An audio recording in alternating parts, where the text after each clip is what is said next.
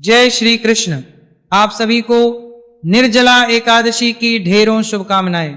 प्रिय भक्तों, आज के इस वीडियो में हम विशेष रूप से बात करेंगे कि निर्जला एकादशी का व्रत किया किस दिन जाएगा। इस वर्ष सभी लोग इस बात को लेके बड़े असमंजस में हैं कि निर्जला का व्रत 26 मई को है या 25 जून को है, क्योंकि निर्जला एकादशी जो है ज्येष्ठ मास के शुक्ल पक्ष में आती है। ज्येष्ठ मास की दूसरी एकादशी होती है।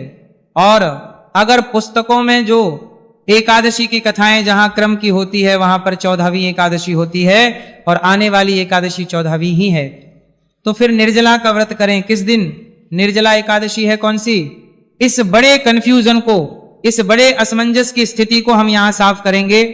शास्त्रीय नियमों के आधार पर आपको बताएंगे कि आपको निर्जला एकादशी करनी कब है और वास्तव में निर्जला एकादशी है कब। इस भ्रम को और अधिक हवा इस बात से मिली कि जो गंगा दशहरा है वो 25 मई को है। जब 25 मई को गंगा दशहरा है तो सभी जानते हैं कि गंगा दशहरे के अगले दिन ही निर्जला होती है। तो क्या 26 मई के नहीं है या है, और नहीं है तो क्यों नहीं है? इन सभी प्रश्नों के उत्तर मैं आज के इस वीडियो में दूंगा आपको।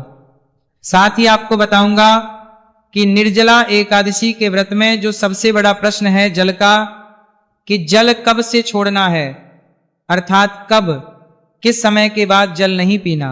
रात्रि को 12 बजे के बाद नहीं पीना, सुबह ब्रह्म मुहूर्त के बाद नहीं पीना। ये इस व्रत का नियम क्या है? इस व्रत के जो नियम है वो शुरू कितने बजे से होते हैं, ये निर्धारण कैसे होता है, ये जानकारी देंगे।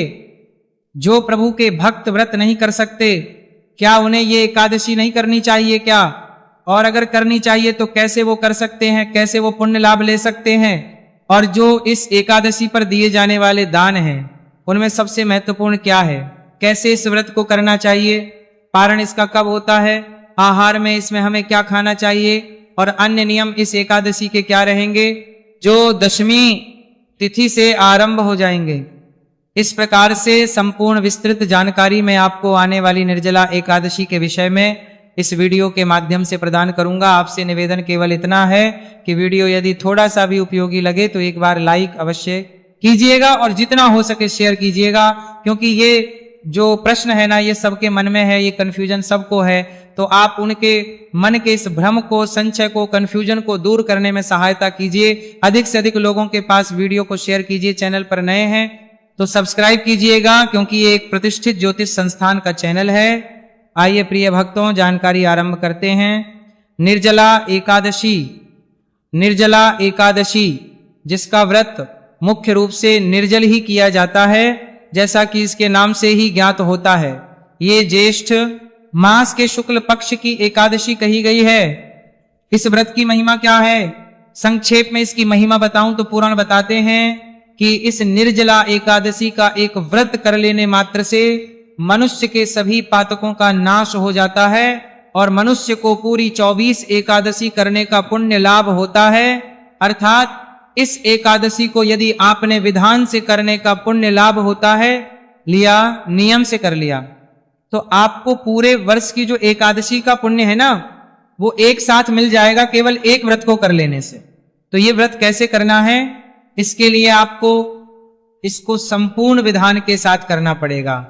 संपूर्ण विधान में जो बड़ा नियम है प्रिय भक्तों वो है जल का। अगर आप इसको निर्जल रहकर पूर्ण रूप से समय के अनुसार पूर्ण करते हैं तो आपको सभी एकादशी का पुण्य फल प्राप्त होता है। निर्जल से अभिप्राय क्या है, कब से निर्जल रहना है? देखिए, आज के समाज में अनेकों भ्रांतियां हैं। आपको कुछ लोग मिल जाएंगे, कहेंगे जी रात्रि को 12 बजे के बाद जल नहीं पीना क्योंकि अगला दिन लग गया ना, तो अब रात को 12 बजे के बाद जल नहीं पीना। कुछ लोग कहेंगे नहीं, हम तो अलग पंचांग से चलते हैं, हमारा हिंदू पंचांग अलग है, वो ब्रह्म मुहूर्त से शुरू होता है। तो आप ब्रह्म मुहूर्त के बाद 4 बजे से जल ना पीजिए, 3:30 बजे से जल ना पीजिए, 5 बजे के बाद जल ना पीजिए। इस प्रकार से लोग आपको बताते हुए मिल जाएंगे। अब मैं यहां बताऊं आपको कि शास्त्रीय नियम क्या है। पुराण कहते हैं कि एकादशी का जो व्रत है ये सूर्योदय से आरंभ होकर और सूर्य उदय तक चलता है। अर्थात जिस दिन आप व्रत कर रहे हैं उस दिन जैसे ही सूर्य उदय हुआ, उदय होते ही आपका वहां व्रत आरंभ हो गया और दिन सूर्योदय तक वो व्रत रहता है, आपको करना होता है। इस समय में आपको सभी नियमों का पालन करना होता है। तो यही निर्जला में नियम रहेगा। जैसे ही सूर्य उदय हुआ उसके बाद आपको सभी नियमों का पालन करना है। अर्थात सूर्योदय से पहले आप जल पी सकते हैं। अगर आपके यहां सूर्योदय 5 बजे हो रहा है तो आप 4:45 बजे तक भी जल पी सकते हैं। कोई दोष नहीं है, कोई अपराध नहीं। 12 बजे का नियम यहां लागू नहीं होता, क्योंकि हमारा कैलेंडर जो है वो अंग्रेजों वाला है। हमारे यहां पे जो नियम है वो सूर्योदय से चलते हैं ना, कि रात्रि को 12 बजे से। इसीलिए जैसे ही सूर्योदय होगा उसके बाद आपको नियमों का पालन करना है। अब यहाँ पे एक बड़ा जो लोगों के बीच में कंफ्यूजन आ जाता है। लोग क्या सोचते हैं कि अच्छा तो फिर तो ऐसा करते हैं हम सूर्योदय से पहले कुछ खा भी लेते हैं, ये अनुचित है, शास्त्र इसकी अनुमति नहीं देते।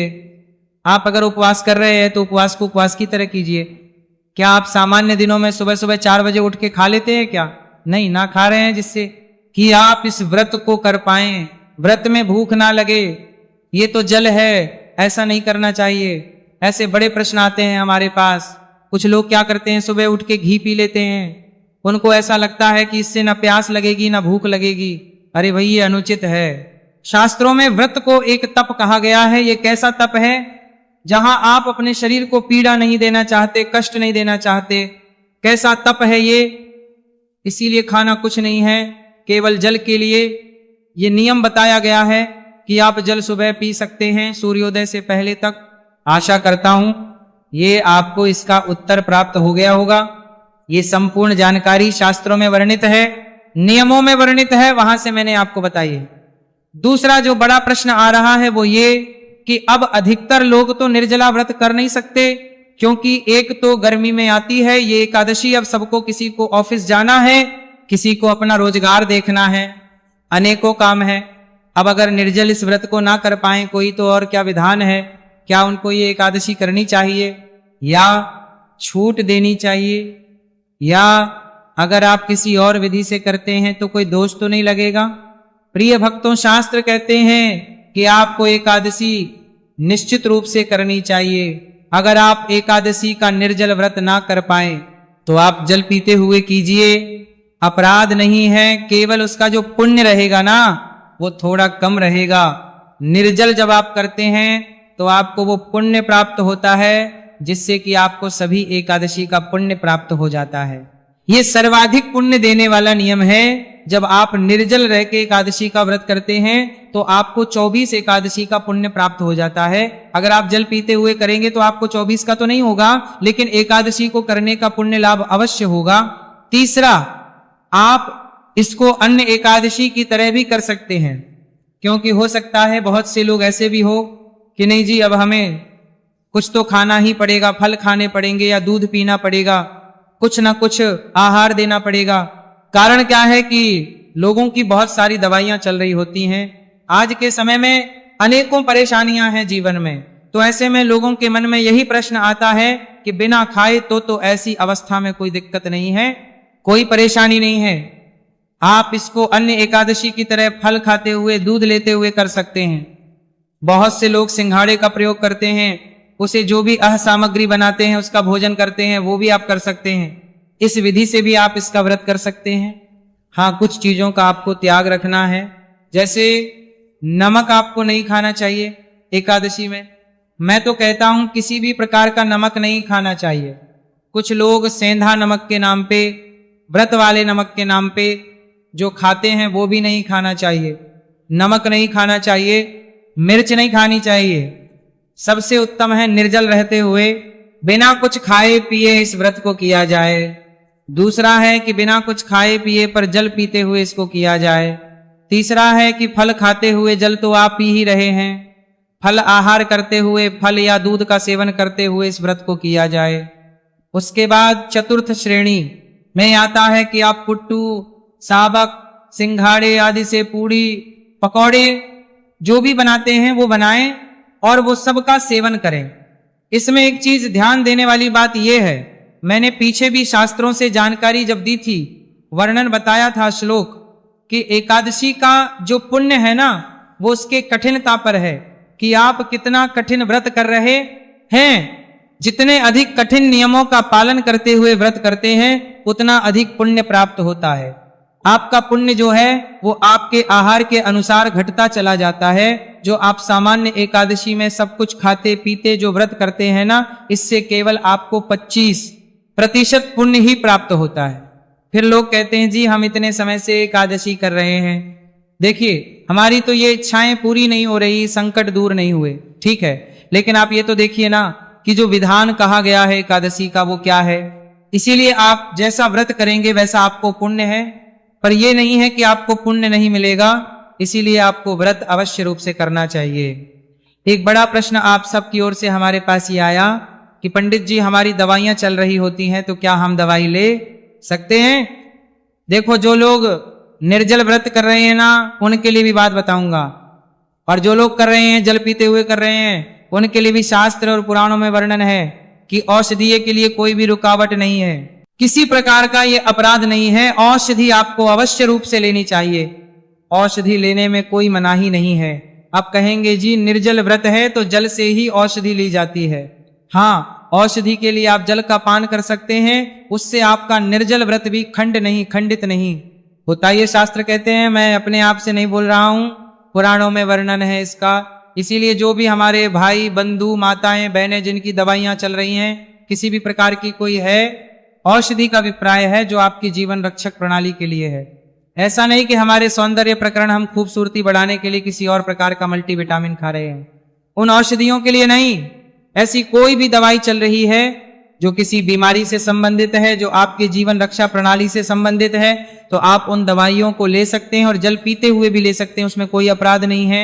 और एक और जल का इसमें पान कहा गया है, जो निर्जल व्रत करते हैं तब भी कर सकते हैं, वो है आजमनी। जब आप पूजन करते हैं ना, प्रातः काल का पूजन करेंगे। एकादशी को मैं सदा विधान बताता हूं, पूजा विधि भी बताता हूं।